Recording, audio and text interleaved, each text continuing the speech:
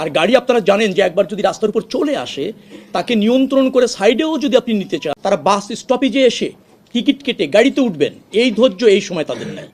তারা ছুটির পরে দ্রুততম সময়ের মধ্যে বাড়িতে যেতে চান, তারা রাস্তার উপর চলে আসেন, ওইখানে যে যানবাহন পান তাতেই উঠার চেষ্টা করেন, সেটা বাস হোক, ট্রাক হোক, পিক আপ হোক, ফিটনেস থাকুক না থাকুক তারা এটা চেষ্টা করেন।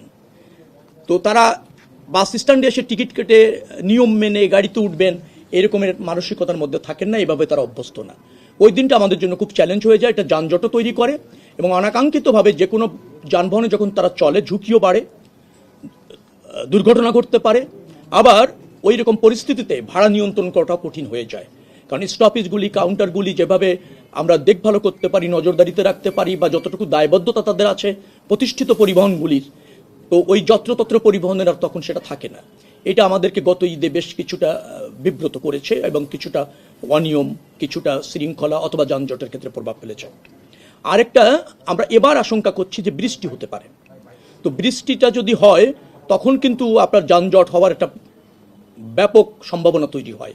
তখন পুলিশ ও রাস্তায় অনেক সময় পর্যাপ্ত রাখা যায় না, তারপর যানজট, জনজট, এই সব কিছুর পরিস্থিতিতে আমাদের গতবার একদিনের ঝড় বৃষ্টি আমাদেরকে বেশ কিছু চ্যালেঞ্জের মধ্যে ফেলেছে। এবার যেহেতু সিজনটাই এরকম, অতএব এই ধরনের সম্ভাবনা তৈরি হওয়ার সমূহ সম্ভাবনা রয়েছে, সেগুলি আমরা বিবেচনায় রেখেছি। আর এবার হচ্ছে 1 কোটি যাত্রী আরও বেশি গতবারের চেয়ে, তার মানে হচ্ছে কুরবানিযোগ্য গরু, তো তাদেরও আসা যাওয়ার ব্যাপার আছে। গতবার আমরা ট্রাক, লরি, কাভার্ড ভ্যান নিয়ন্ত্রণ করার চেষ্টা করেছিলাম 4 দিন আগের থেকে, কিন্তু আমরা সফল হয়েছি বলছি না। আমরা ওই অঞ্চলে প্রচুর ট্রাক, কাভার্ড ভ্যান চলেছে, এটা নিয়ন্ত্রণ করা যায়নি। আর গাড়ি আপনারা জানেন যে একবার যদি রাস্তার উপর চলে আসে তাকে নিয়ন্ত্রণ করে সাইডেও যদি আপনি নিতে চান, তাতেও যদি 5-10 মিনিট সময় লাগে, তাহলে 10 থেকে 15 কিলোমিটার ট্রাফিক হয়ে যায়, কারণ গাড়িতে একটার সাথে একটা একেবারে লাগিয়ে চলছে, এরকমভাবে যায়। তো সেটা যাতে এবার আরও গরুর ট্রাক তো চলবেই, এটা পরিবহনে যুক্ত থাকছে, এই জন্য চ্যালেঞ্জটা আরও বেশি হবে। সেই সমস্ত জায়গায় আমরা ওই স্পটগুলি নির্দিষ্ট করে কি ব্যবস্থা নেওয়া যায়, পুলিশের পরামর্শ, বিআরটিএ এবং আমাদের যে সমস্ত লজিস্টিক ফোর্স আছে। আবার গতবার আমরা করেছিলাম গার্মেন্টস ছুটি হলে সেখানে বিআরটিসি থেকে বেশ কিছু বাস, এবং এবার আমরা আবার চেষ্টা করেছি যে বেসরকারি যে মালিক যারা আছেন, যারা ব্যক্তি পর্যায়ে পরিবহন মালিক, তাদেরও পর্যাপ্ত বাস যাতে ওখানে রাখা যায়।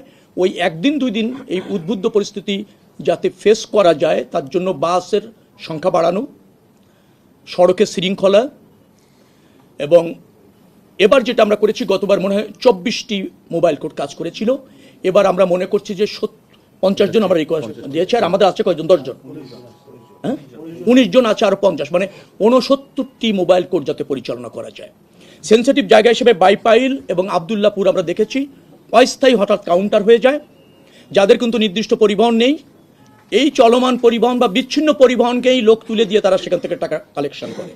এই দুটি জায়গা, পাশাপাশি আছে ধুলাই খাল, ধুলাই পাড়, সেই ধুলাই পাড়ের জায়গাটাও আমরা এই নজরদারিতে নিয়েছি। সেখানে আপনার মোবাইল কোর্ট একেবারে স্থায়ীভাবে থাকবে, নিয়মিতভাবে থাকবে, পুলিশেরও বিশেষ নজরদারি থাকবে, বিআরটিসি এবং আমি পরিবহন মালিকের নেতাদের বলেছি তারাও যেন ওই জায়গাতে অবস্থান করে, তাদের নেতারা, এবং সার্বিক সহযোগিতার উপর। 3 দফায় ছুটির আমাদের দাবি রয়েছে, তারা অ্যাগ্রিও করে, কিন্তু আমি বলেছি আমরা এবার চাপ প্রয়োগ করেছি, গতবার কিন্তু কার্যকর হয়নি। তারা বলেছে কিছু কিছু গার্মেন্টসে এমন অর্ডার থাকে তাদের 2 দিন কাজ করাও জরুরি হয়ে যায়, নতুবা অর্থনৈতিকভাবে তারা দারুণ ক্ষতিগ্রস্ত হয়।